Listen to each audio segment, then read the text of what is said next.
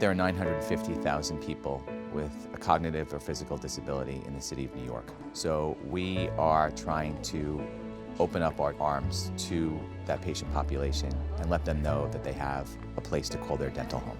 We have many patients that come through that have autism. We have patients that are born with congenital issues such as cleft lip and palate, patients that are in wheelchairs and cannot transfer out of their wheelchairs. Typically, the kind of patient that comes into the center will be people who have gone to 4, 5, 6 different practitioners looking to get good quality dental care or any dental care. Prior to coming here, the first situation was not optimal. They weren't accustomed to children like my daughter. She was apprehensive, she was fearful, and as she got older, it got progressively more difficult for them to work with her. There tends to be a way of stopping people from getting the proper treatment because of their disability. So it's become the mission of the college to begin a culture change in the way that we treat this patient population and teach dental students how to address this patient population.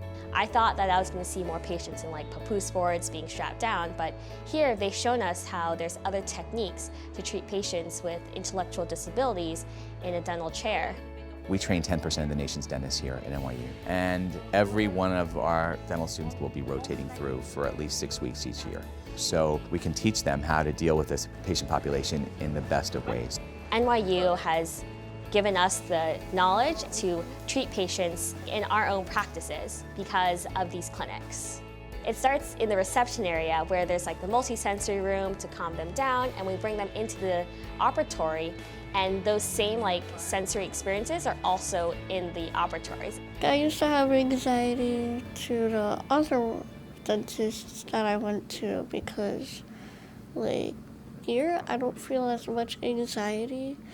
The people here are trained to figure out and how to deal with kids with like different needs and stuff.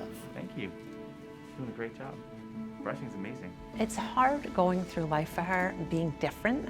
So to come someplace that she believes is specifically, their whole objective is to help children like her, it makes her feel like a rock star. The rooms are larger for patients, caretakers, or loved ones to come with them because most of these patients come with more people. We've built rooms with bariatric treatment chairs to be able to deal with patients who are 650 pounds. We have a wheelchair tilt that will tilt the wheelchair back so it eliminates the need for wheelchair transfer. So we've tried to make it easier for this patient population to be treated. And being able to see how it's effective for these patients has been impactful for, I think, them and us as practitioners. So some of the things that we hear about from parents coming here are that this is the first time we've ever been able to get an exam on our child. This is the first time anybody's ever taken an x-ray. This is the first time anybody's ever tried to take an x-ray. This is the first time anybody smiled at my child. This is the first time anybody's ever hugged my child. They're just thrilled and so relieved that they're actually able, they finally found a place where they can get the care that they need. It's a blessing. It's a huge blessing. There were times where I would be at home crying because I couldn't get my daughter's teeth cleaned, and that shouldn't be. This patient population is truly no different from any of the other patients that we treat. And I think that we're on the cusp of something really, really special here. It feels like you're part of a family here. It's a miracle.